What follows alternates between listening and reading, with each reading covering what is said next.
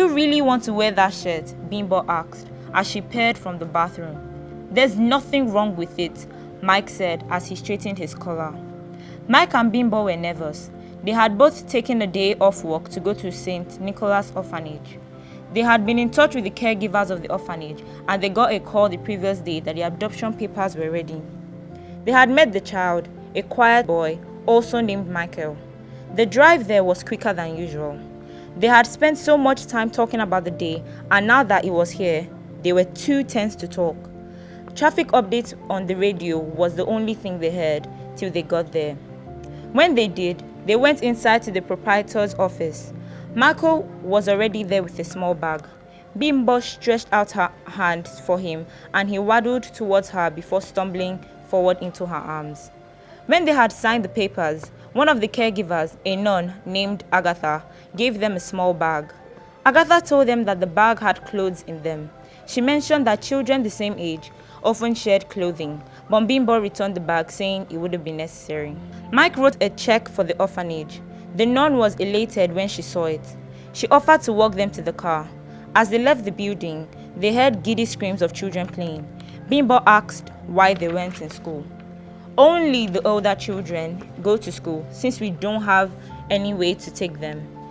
They walk about a mile to get to school. We teach the younger ones basic arithmetic, how to spell, pronounce, and write words," Agatha said. "Do you do this every day?" Mike asked. "No, usually twice a week when some of us are free. The older children help out during the weekends," Agatha told them. She thanked Mike for the check once again. The drive home back was different from the drive to the orphanage. Michael giggled at almost everything, and Bimbo spent most of her time on the drive back facing the back seat. The next day, the orphanage was still on his mind when he went to work. There was a hamper in his office with a congratulatory card signed by almost everyone in the office. His secretary put a brief on his table in front of him. She told him there was an impromptu meeting by noon. Mike read through the brief and realized the company wanted to sponsor 3 students to school in Europe. He went over the drawn budget and saw how much it was. He immediately picked up his landline and dialed the managing director's office.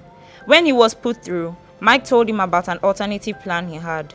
The director told him to drop a quick proposal so that it can be discussed in the meeting. Mike called in his secretary and told her to hold all his calls till after the meeting. He called Agatha and asked how many children were at the orphanage and their groups. She told him there were 41 presently and the oldest was 15.